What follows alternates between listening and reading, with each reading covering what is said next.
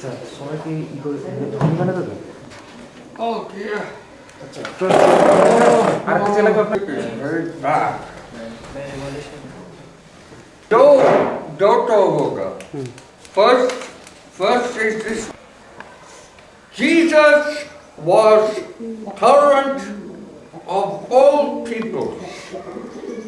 Much of what we know about Jesus comes from his mother. She was the one Dr. Luke consulted when he wrote his Gospel. It contains much that is unique to that Gospel alone. Among those features is the account of Jesus' first and only address to the synagogue at Nazareth. The congregation of the synagogue was so enraged by that address that they laid hold of him and took him to the top of a cliff and attempted to throw him down. But his time had not yet come, so he disappeared and went on his way. It seems that he could become an invisible man at will. Catholic theologians tend to slur over this incident as if it is of little theological importance. They pay small attention to the reasons why those Jews wanted to kill Jesus.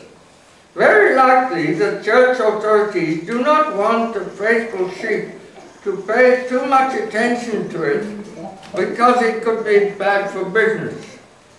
A close examination of the text of Luke chapter 4 verses 16 following and its references to the Old Testament prophets, Elijah and Isaiah, will show that the Jews of the synagogue were angry with Jesus because he was tolerant of their traditional enemies.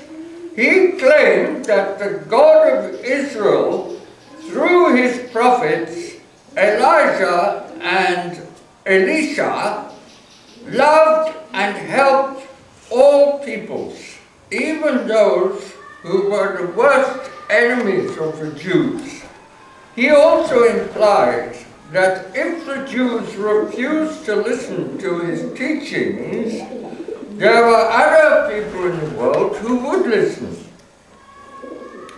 These days, there is terrible intolerance in this world, even among believers of various religions.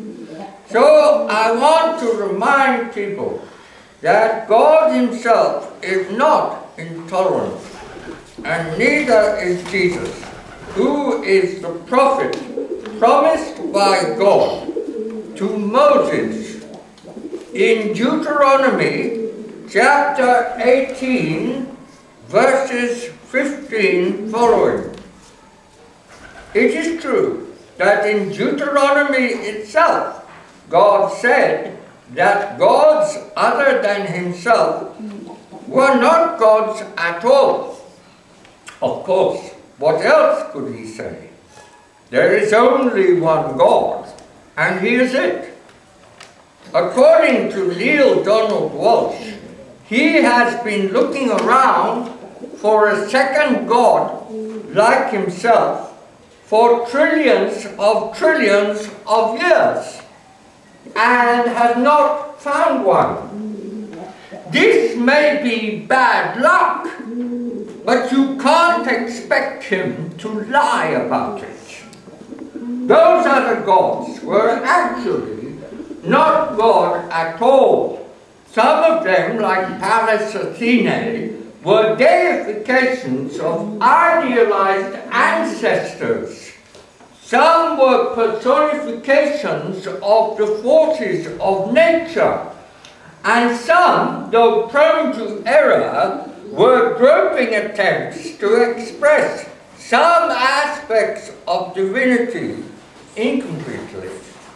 However, when followers of those other gods visited Israel, the law of God instructed the Jews to treat them with hospitality and tolerance. It was not their fault if they were born in a less privileged domain than Israel, and so did not know about Yahweh.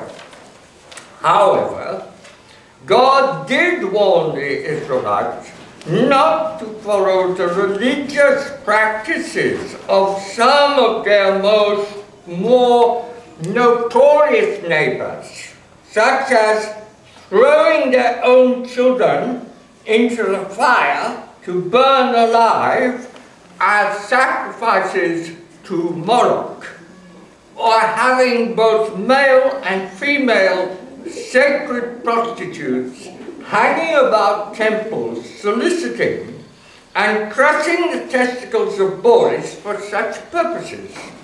When God chose Israel as an instrument for the redemption of the whole world, he had to make sure that the line of ancestry down to Jesus would not be cut off by sacrifices to Moloch, crushing of testicles, or making people into sacred hookers. That is not intolerance, but plain common sense. So I claim that God himself and his prophet Jesus have always been tolerant in the true sense of the word.